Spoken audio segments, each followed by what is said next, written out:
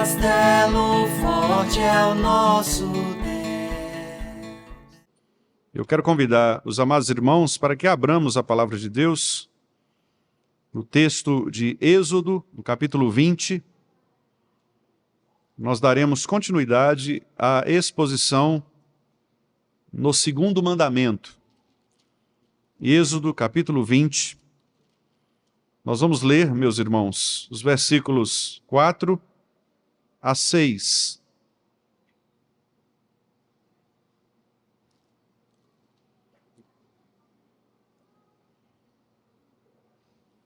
Êxodo 20, 4 a 6.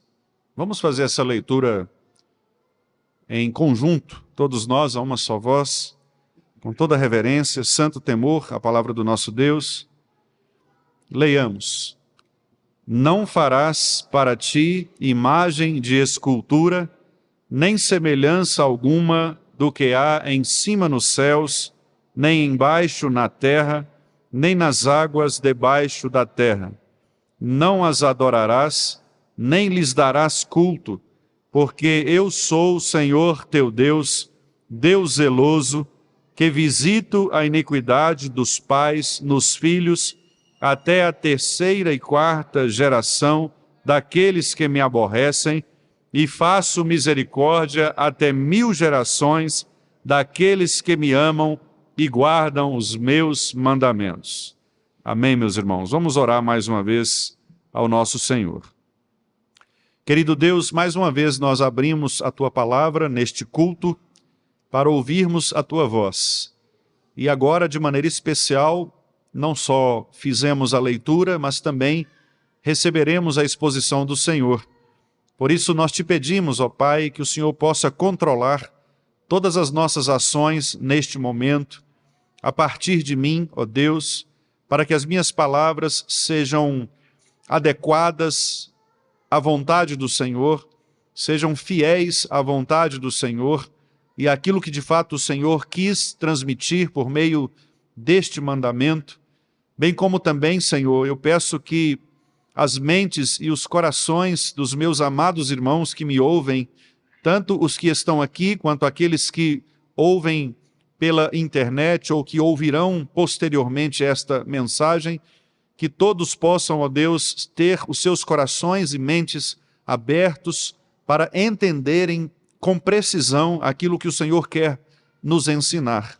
E que possamos, ó Deus, ouvir a Tua voz, que sejamos mansos, ensináveis, dispostos a ouvirmos o que o Senhor tem para nos dizer.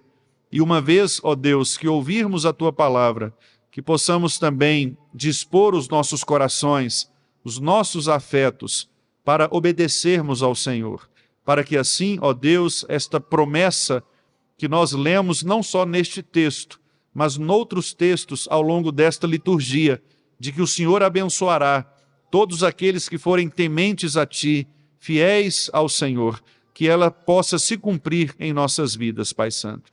Fica conosco, portanto, durante esta exposição, é o que nós te pedimos em nome de Jesus. Amém. Meus queridos irmãos, na mensagem anterior que nós fizemos a respeito deste mandamento, nós tratamos primeiramente da regra que é apresentada por Deus neste mandamento. E a regra, ela está no versículo 4 e no início do versículo 5. Não farás para ti imagem de escultura, nem semelhança alguma do que há em cima nos céus, nem embaixo da terra, nem nas águas debaixo da terra. Não as adorarás, nem lhes darás culto. Esta é a regra estabelecida pelo Senhor quanto ao modo como o povo de Deus deve adorá-lo. Mas também há neste mandamento a razão, o fundamento, o porquê nós devemos adorar a Deus somente como Ele determina. E é exatamente sobre isso que nós falaremos nesta noite, expondo a parte B do versículo 5, quando diz: porque eu sou o Senhor teu Deus, Deus zeloso. Esta é a razão apresentada pelo nosso Senhor para que possamos obedecer ao mandamento de não adorarmos a Ele do modo como nós bem entendermos, mas adorá-lo somente do modo como Ele determinar e ordenar em sua palavra. O pastor Mark Jones afirmou que a adoração sem o verdadeiro conhecimento é sempre idolatria. Portanto, meus amados irmãos, qualquer adoração que pretenda ser genuína, conforme exigida por Deus, ela só será possível de nossa parte depois de um conhecimento verdadeiro e respeitoso a respeito de quem Deus é, a respeito de todos os seus atributos e de suas perfeições. Quando os homens adoram a um Deus falso, fabricado conforme os seus próprios instintos, eles cometem a mais abominável idolatria, exatamente porque eles desconsideram o verdadeiro Deus e a quem eles deveriam adorar e o modo como eles deveriam adorar. Foi por essa razão, então, que o nosso Senhor, Ele não apenas nos ordena que não façamos qualquer imagem a respeito de si mesmo, mas Ele também nos oferece esse motivo básico, fundamental para isso, que é: eu sou o Senhor teu Deus, Deus zeloso. Quando nós falamos, meus irmãos, das perfeições de Deus, isto é sempre algo grandioso demais para qualquer um dos homens. Nenhum ser humano pode penetrar nas profundezas mais secretas de Deus. Isso porque nós somos tão limitados que é simplesmente impossível sequer desejarmos de maneira santa o conhecimento completo de Deus. Foi por isso que, com sabedoria, o pastor João Calvino afirmou que a majestade de Deus é muito alta para que nela penetrem os mortais, que, como pequenos vermes, apenas rastejam sobre a terra. Portanto, ao criar o ser humano à sua imagem e semelhança, o nosso Senhor Deus, Ele também nos concedeu parte de suas perfeições. Falamos dessas perfeições em Deus e também nos seres humanos. As perfeições em Deus são aqueles afetos, aquelas afeições que todos nós seres humanos temos em razão de sermos imagem e semelhança do Senhor. O pastor Jonathan Edwards afirmou que as afeições, os afetos, são a mola que põe o ser humano em ação em todos os assuntos da vida e faz com que o ser humano possa se comprometer em todos os seus empreendimentos. Por isso, meus amados irmãos, nossos afetos, as nossas afeições, eles são a fonte das vontades humanas. Representa tudo aquilo que nós fazemos, que nós realizamos, que nós desejamos. Então, ao nos criar com estas afeições, o Espírito Santo do Senhor colocou em nosso coração propriedades afetivas muito importantes, como o amor, a misericórdia, a bondade e a justiça. Essas afeições, contudo, meus amados irmãos, elas foram destruídas em razão da queda. E é exatamente por isso que elas só podem ser entendidas e reconstruídas em nossos corações a partir da conversão na pessoa de Jesus Cristo. Porque em Jesus Cristo nós somos recriados para exatamente voltarmos a adorar a Deus o Pai em espírito e em verdade. Mas mesmo assim, meus irmãos, tendo estas afeições atingidas pelo pecado e pelo fato de qualquer ser humano possuir a imagem de Deus, todos nós também percebemos as perfeições de Deus no caráter das pessoas. Por essa razão nós vemos nas mais variadas pessoas, mesmo entre os ímpios, aquelas que são bondosas, amorosas, justas. Contudo, eu repito, essas manifestações afetivas nos corações dos homens, elas estão corrompidas pelo pecado. E exatamente por essa razão, as perfeições humanas que deveriam glorificar a Deus, elas se distanciam desse alvo de glorificar e adorar o Senhor e acabam produzindo as mais abomináveis idolatrias. Aquele amor que deveria ser puro direcionado a Deus, ele acaba sendo pervertido e interpretado de maneira enganosa. A justiça, que deveria ser a retidão, conforme o Senhor deseja, ela também é pervertida. A bondade, a misericórdia, a compaixão que todos nós deveríamos ter, acabam sendo pervertidas e por isso são distorcidas do verdadeiro caráter e do verdadeiro objetivo traçado pelo Senhor. A palavra de Deus nos ensina, meus amados irmãos, que o nosso Deus, ele é grandioso, infinito em todas as suas perfeições. Por isso, qualquer dos atributos de Deus não são complementos à sua personalidade, como em nós, por exemplo. Quando temos determinada característica, determinado atributo, nós podemos melhorar, nós podemos aumentar, nós podemos até mesmo adquirir novos atributos para a nossa personalidade.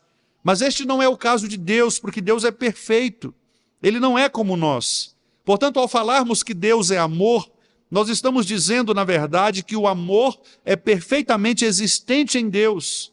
Ele nasce genuinamente em Deus, que o preserva completo e perfeito. Se falamos de bondade em Deus, nós estamos falando de uma bondade que é absolutamente procedente de toda a perfeição. Se falamos de justiça, nós também estamos afirmando que esta justiça é plenamente completa em si mesma. Portanto, falar das perfeições do nosso Deus significa dizer que nada do que existe pode existir fora de Deus. Porque Deus, sendo perfeito em todas as coisas, Ele mesmo preenche o mundo com a reunião de todas as suas perfeições, de todos os seus atributos. E todas essas perfeições de Deus só podem ser conhecidas por nós na pessoa de Jesus Cristo, que é exatamente quem nos revela Deus de maneira perfeita. Por isso, citando mais uma vez o pastor Mark Jones, que afirma o seguinte: sem Cristo, os atributos divinos permanecem sem sentido para nós. Só em Cristo podemos entender o verdadeiro Deus vivo e os seus atributos, pois Cristo torna os atributos de Deus belos e acessíveis a nós, ao nos resgatar das trevas espirituais e do terror do próprio Deus. E de fato, meus queridos irmãos, em Cristo nós podemos ver todas as perfeições do Pai. E neste mandamento, de maneira específica, Deus revela um dos seus mais poderosos atributos. A palavra que nós lemos aqui é a palavra de que Deus é um Deus zeloso. Este é um atributo grandiosíssimo do nosso Pai. A palavra zelo, que é caná aqui em hebraico, ela significa ciúme, ser ciumento. Eu sei que quando falamos de ciúmes no contexto humano, nós sempre temos em mente a nossa própria paixão. E geralmente nós pensamos em uma paixão ruim, incontrolável, às vezes quase irracional, indesejável e que pode levar a sérias consequências se forem interpretadas erradamente. Contudo, meus amados irmãos, eu quero apresentar a vocês 3 imagens que as Escrituras fazem a respeito do que é o ciúme de Deus, o zelo de Deus. Deus, ele é ciumento, mas o ciúme de Deus não é contaminado pelo pecado. Portanto, as Escrituras apresentam o ciúme de Deus como algo bom, como algo perfeito. Em primeiro lugar, a imagem que aparece para ciúme em Deus é a mesma imagem similar àquele marido amoroso, cuidadoso, zeloso pelo seu relacionamento, que deseja um relacionamento exclusivo com a sua esposa. Aquele marido que jamais aceitaria que qualquer outro homem possuísse a sua esposa. É um marido que guarda, que ama, que protege. O profeta Ezequiel tratou dessa imagem, desse tipo de ciúme, de uma maneira metafórica, simbólica, em 2 parábolas que ele conta na sua profecia a respeito da idolatria de Israel. Os irmãos devem se lembrar que Deus sempre considerou o seu povo, a sua igreja, como a sua noiva. Deus é, portanto, o marido perfeito e a sua noiva, a igreja, o seu povo, é perfeita e preparada para ele. Por isso, as Escrituras em muitos lugares condenam a abominável idolatria, porque consideram esta idolatria como adultério. Apontando, portanto, o que Ezequiel nos diz, no capítulo 16 de sua profecia, trazendo as palavras do próprio Deus, ele registrou assim: eu a condenarei ao castigo determinado para mulheres que cometem adultério e que derramam sangue. Trarei sobre você a vingança de sangue da minha ira e da indignação que meu ciúme provoca. O ciúme de Deus provoca indignação, ira santa. E ele continua: eles destruirão a fogo as suas casas e lhe infligirão castigo à vista de muitas mulheres. Porei fim à sua prostituição. Aqui uma referência à idolatria, à traição do povo de Deus, ao buscar um outro senhor, um outro marido. E você, continua Ezequiel, não pagará mais nada aos seus amantes. Então a minha ira contra você diminuirá, e a minha indignação cheia de ciúme se desviará de você. Ficarei tranquilo, apaziguado, e já não estarei irado. Ezequiel 16, 38 a 42. E lá no capítulo 23 também, o profeta repete esta mesma ideia ao dizer: dirigirei contra você a ira do meu ciúme, e enfurecidos eles saberão como tratá-la. Cortarão fora o seu nariz e as suas orelhas, e os que forem deixados cairão pela espada. Levarão embora seus filhos e suas filhas, e os que forem deixados serão consumidos pelo fogo. Portanto, essa é, meus irmãos, a primeira imagem que aparece a respeito de Deus quanto ao caráter ciumento de Deus.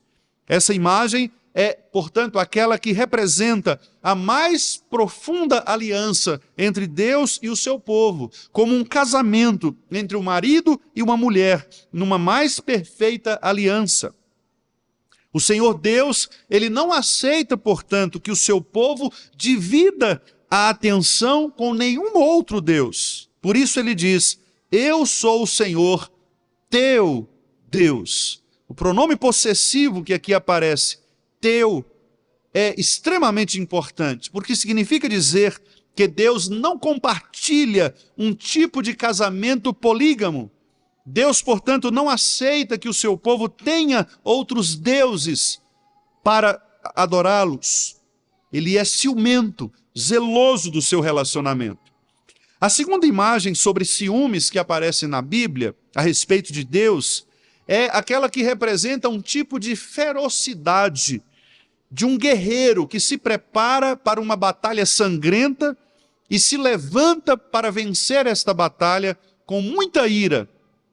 Isto está registrado em vários lugares, mas um bom exemplo é Isaías 42, 13, quando o profeta diz assim: o Senhor sairá como homem poderoso, como guerreiro despertará o seu zelo, o seu ciúme, com forte brado e grito de guerra triunfará sobre seus inimigos. Isaías 42, 13. Portanto, essa imagem nos mostra que o nosso Deus é um guerreiro poderoso, que se levanta, ele é altamente qualificado para a batalha, e ele sairá para vingança feroz e poder destruidor contra todos os seus inimigos, porque ele é zeloso, ele tem ciúme pelo seu povo, pelos seus decretos, pelo seu plano. Portanto, ele não permitirá que ninguém o afronte, que ninguém desafie a sua autoridade, a sua soberania. A terceira e última imagem que nós podemos representar aqui a respeito do ciúme de Deus é quando esta característica, essa perfeição do Senhor aparece como fogo nas Escrituras. O fogo aparece como fogo do amor, uma intensa paixão, ou também o fogo da ira de Deus. Nos Cânticos de Salomão, por exemplo, nós lemos a respeito do amor que é forte como a morte, o ciúme que é duro como a sepultura. Portanto, a ideia de que o amor quando é construído com base no ciúme, no zelo genuíno, santo, ele preserva toda a força da sua aliança, do seu pacto, ele não se rompe. E assim deveriam ser, inclusive, os nossos casamentos, meus amados irmãos, com este amor que é tão forte como a própria morte, pois só se morre uma vez, e, portanto, todos nós deveríamos também nos casar apenas uma vez no Senhor. Em Deuteronômio 4:24, nós também lemos que Deus é fogo que consome, é Deus zeloso. Esta imagem também representa o Deus como fogo intenso que queima, um Deus que é ardente em todas as suas perfeições. Ele é o fogo abrasador, é o juízo que queima todos os pecados e que destrói todos os inimigos. O Senhor está, portanto, se ardendo por dentro para preservar os seus decretos.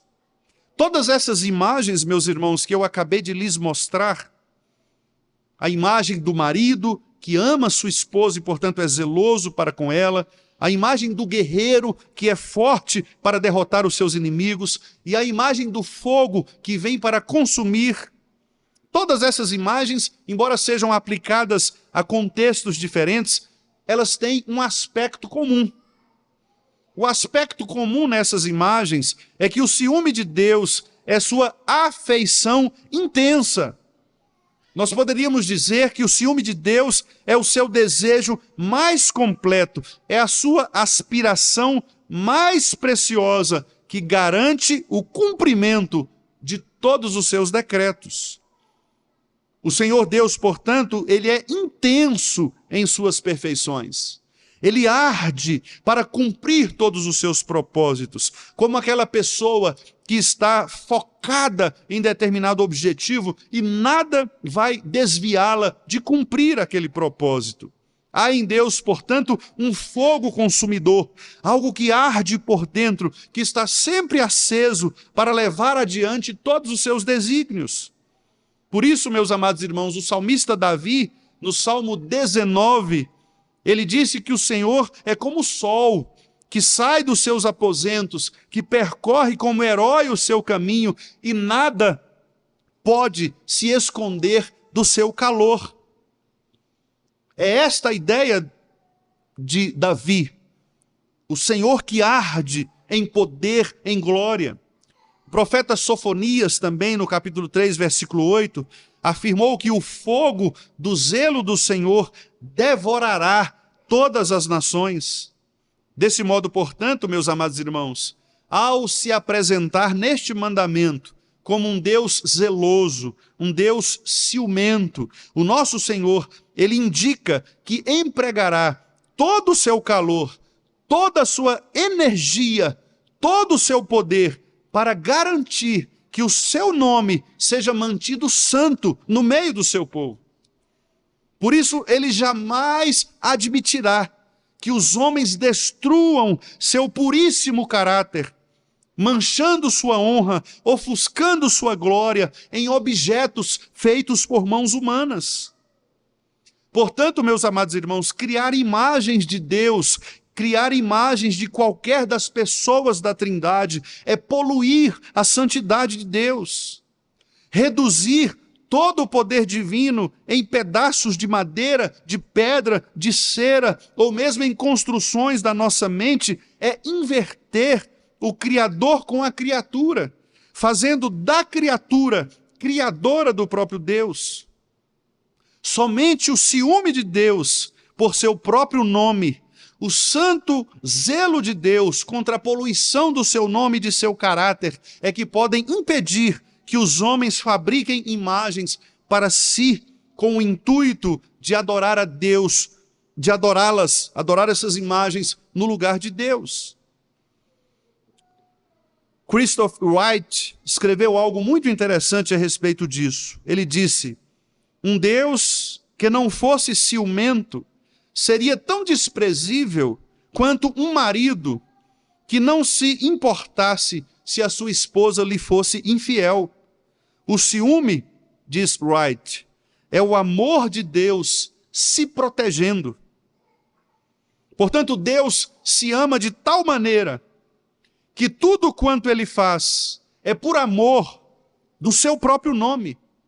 Não por nós, Senhor, mas ao teu nome, da glória.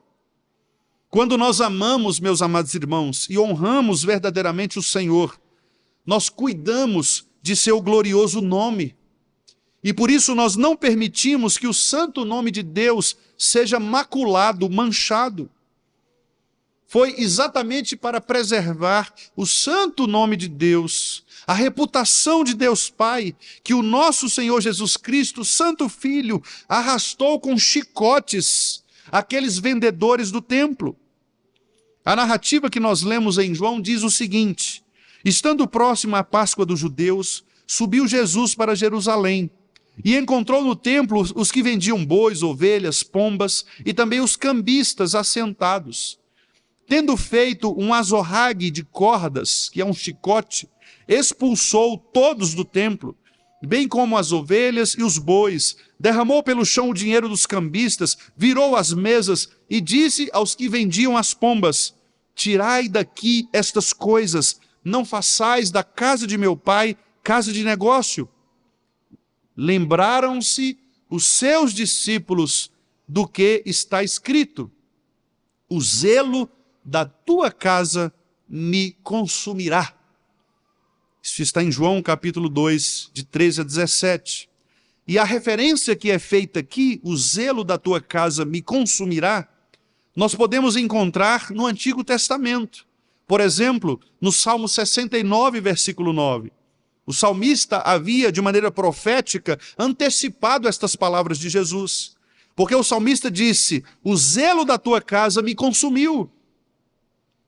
Também no Salmo 119, verso 139, aparece a mesma expressão: o meu zelo me consome.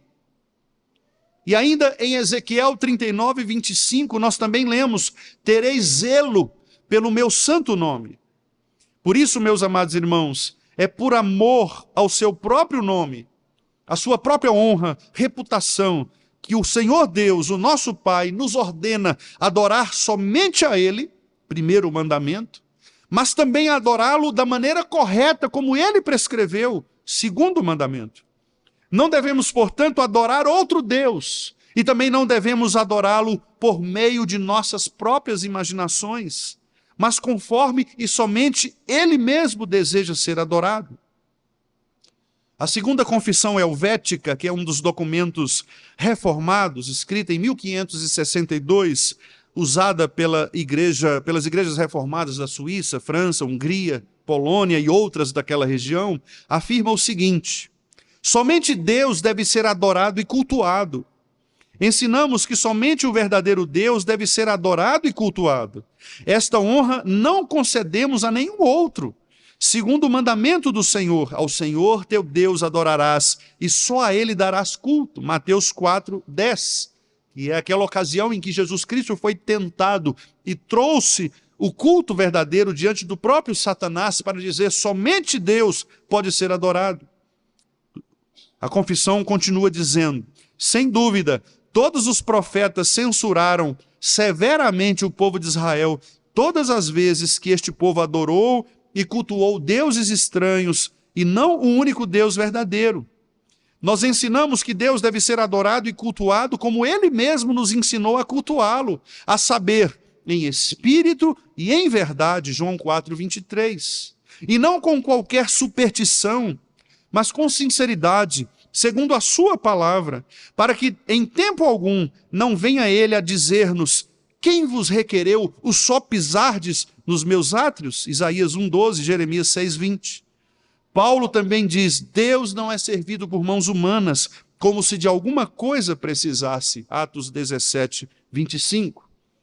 Os nossos irmãos, portanto, definiram o ponto de que a adoração a Deus, meus amados irmãos, é algo seríssimo da parte do povo de Deus.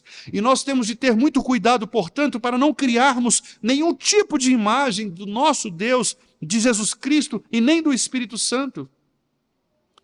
Por isso, com muita sabedoria, a Igreja Presbiteriana do Brasil reviu a condição da sua sarça, tirando dali aquela imagem de uma pomba que poderia sugerir a quebra deste mandamento. E por isso muitos dos nossos irmãos ainda militam para que figuras de Jesus Cristo sejam retiradas dos nossos materiais, para que nenhuma imagem do nosso Senhor seja feita. Porque a única imagem que nós devemos ter de Deus é exatamente aquela que nós lemos na Sagrada Escritura, do Verbo que se fez carne, habitou entre nós, e nele é que nós vemos a glória do Pai. Por isso, meus amados irmãos, Deus, Ele anuncia: eu sou um Deus ciumento, zeloso, eu tenho prazer em manter o meu nome com boa reputação. Não aceitarei jamais que o meu nome seja manchado por imagens que as pessoas criem.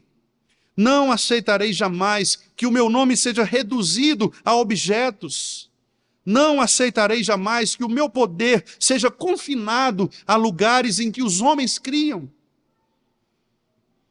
O conhecido pastor John Piper afirmou que provavelmente nenhum texto da Bíblia revela mais explícita e claramente a paixão de Deus por sua própria glória, como o profeta Isaías, no capítulo 48. Quando o profeta diz assim: por amor do meu nome, retardarei a minha ira, e por amor do meu louvor, me refrearei para contigo, para que te não venha a cortar. Eis que já te purifiquei, mas não como a prata. Escolhi-te como na fornalha da aflição. Por amor de mim o jurei, o farei, porque como seria profanado o meu nome? E a minha glória não a darei a outrem. Isaías 48, 9 a 11. Aqui nós temos várias expressões neste pequeno trecho. Deus diz, em primeiro lugar, por amor do meu nome. Segundo lugar, por amor do meu louvor. Terceiro lugar, por amor de mim. Quarto lugar, ele repete, por amor de mim. Quinto lugar, como seria profanado o meu nome? Sexto lugar, a minha glória não a darei a outrem. Neste pequeníssimo trecho nós temos, portanto, irmãos, esta ideia claríssima de que Deus jamais permitirá que a sua glória seja repartida. E nós temos vários exemplos nas Escrituras desse Deus que faz preservar a sua glória no meio do seu povo. Por exemplo, Deus nos escolhe para a sua glória. Nós lemos em Efésios capítulo 1, quando Paulo diz que nós fomos predestinados para filhos, adotados, e Paulo diz, para louvor e glória da graça do Senhor. Também nós aprendemos que Deus nos criou para a sua glória. Isaías 43 nos diz, trazei meus filhos de longe, minhas filhas das extremidades da terra, a todos os que são chamados pelo meu nome, e eu os criei para a minha glória. Deus chamou Israel para a sua glória. Jeremias 13, 11.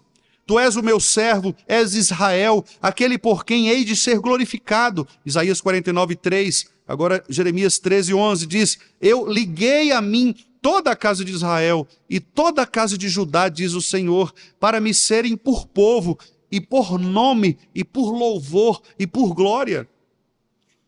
A Bíblia diz, meus irmãos, que Deus resgatou Israel do Egito para a sua glória. Salmo 106.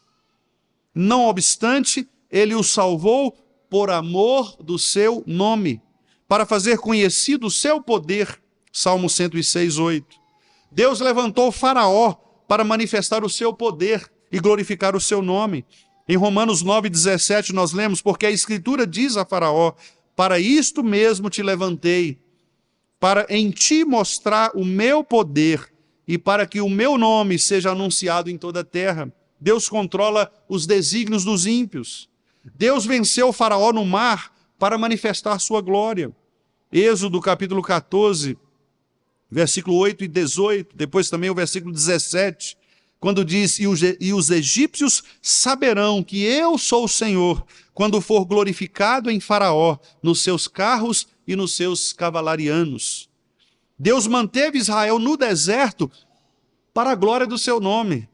Ezequiel 20:14, o que fiz, porém, foi por amor do meu nome, para que não fosse profanado diante dos olhos dos gentios, perante a vista dos quais os fiz sair. Meus irmãos, Deus deu a Israel a vitória em Canaã para a glória do seu nome. 2 Samuel 7:23, e quem há como teu povo, como Israel, gente única na terra, a quem Deus foi resgatar para seu povo, para fazer-te nome e para fazer-vos estas grandes e terríveis coisas à tua terra, diante do teu povo, que tu resgataste do Egito, desterrando as nações e os seus deuses. Meus irmãos, Deus salvou Jerusalém dos ataques para a glória do seu nome. 2 Reis 19:34, porque eu ampararei a esta cidade para a livrar por amor de mim, diz o Senhor, por amor do meu servo Davi, diz o Senhor. Meus irmãos, Jesus Cristo procurou sempre a glória do seu Pai em tudo aquilo que ele fez. João 7:18, quem fala de si mesmo busca sua própria glória, mas o que busca a glória daquele que o enviou, esse é verdadeiro e não há nele injustiça. Jesus nos disse para fazermos boas obras, a fim de que Deus possa ser glorificado. Mateus 5,16, assim resplandeça a vossa luz diante dos homens, para que vejam as vossas boas obras e glorifiquem a vosso Pai que estás nos céus. Jesus advertiu que nós não devemos buscar a glória de Deus sem a fé. João 5,44, como podeis vós crer, recebendo honra uns dos outros, e não buscando a honra que vem só de Deus? Jesus disse, meus irmãos, que ele responde à oração para que o Pai seja glorificado. João 14,14, tudo quanto pedirdes em meu nome, eu o farei, para que o Pai seja glorificado no Filho. Jesus suportou aquelas horas de sofrimento para a glória do Pai. Em João 12 nós lemos, agora a minha alma está perturbada, o que direi eu? Pai, salva-me desta hora, mas para isto vim a esta hora, Pai, glorifica o teu nome. Então, diz o texto, veio uma voz do céu que dizia, já o tenho glorificado, e outra vez o glorificarei. Deus deu seu Filho, meus irmãos, para vindicar a glória de sua justiça. Paulo diz em Romanos 3 que Deus propôs a Cristo como propiciação para demonstrar a sua glória. Deus nos perdoa dos nossos pecados por amor de si mesmo. Isaías 43:25 diz, eu mesmo sou o que apago as tuas transgressões por amor de mim. E dos teus pecados não me lembro. No Salmo 25:11 diz, por amor do teu nome, Senhor, perdoa a minha iniquidade, pois é grande. Jesus nos recebe na comunhão para a glória de Deus. Romanos 15:17, portanto recebei-vos uns aos outros, como também Cristo vos nos recebeu para a glória de Deus. Meus amados irmãos, são inúmeras e inúmeras citações das Escrituras que nos mostram que o que importa para todo ser humano é de fato honrar a glória de Deus. Por isso Deus é um Deus ciumento e ele deseja preservar no seu povo esta sua glória. Desta maneira, meus amados irmãos, o zelo do nosso Senhor pelo seu nome é que nos ordena a não fazer nenhuma imagem de qualquer das pessoas da Trindade, porque ele tem ciúme de si. Ele tem ciúme daquilo que lhe pertence. E por isso nós veremos na próxima mensagem que Deus ameaça punir severamente todos aqueles que o aborrecem. Terceira e quarta geração daqueles que o aborrecem, daqueles que desonram o seu nome, daqueles que fazem imagens, quer sejam mentais, quer sejam objetos físicos, daqueles que reduzem o poder de Deus a coisas criadas. É por isso, meus amados irmãos, que nós temos de pregar o evangelho às pessoas, para que elas possam ter a certeza do que de fato elas estão adorando, para que elas não sejam iludidas pelas suas próprias imaginações, para que elas não sejam, irmãos, conduzidas por Satanás para a idolatria. É por isso que nós temos que anunciar Jesus Cristo, o Jesus Cristo glorificado, ressuscitado, não o Jesus Cristo desenhado, pregado na cruz, mas aquele Jesus que está dentro de nós por meio do seu Santo Espírito. Nós não precisamos, portanto, de nenhuma imagem, nós não precisamos de nenhum objeto. O que nós precisamos é do Espírito Santo de Deus dentro dos nossos corações para nos fazer refletir a glória de Deus às pessoas. Esta é a maior das imagens que o povo precisa ver a respeito de Cristo.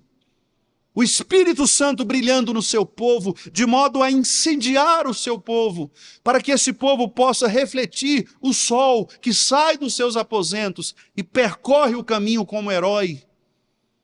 Ninguém poderá fugir da glória de Deus naquele último dia, quando todo joelho se dobrará, toda língua confessará que Jesus Cristo é Senhor. Repitam comigo: para a glória de Deus Pai. É para isso que nós existimos, para glorificar a Deus e gozá-lo para sempre. Porque Ele é um Deus zeloso, ciumento do seu povo. Ele nunca abrirá mão da sua glória, nunca abrirá mão do seu poder, nunca abrirá mão da sua exclusividade. Portanto, amados irmãos, adoremos somente o Senhor e que os nossos corações e mentes estejam sempre protegidos de criarmos ídolos que tentem substituir e afrontar esse maravilhoso Deus, que é grandiosíssimo em todas as suas perfeições. Glorificado seja o nome do Senhor, e que Ele, por sua imensa misericórdia, nos faça compreender a beleza de sua glória todos os dias, para a glória dele mesmo, em Cristo Jesus. Amém.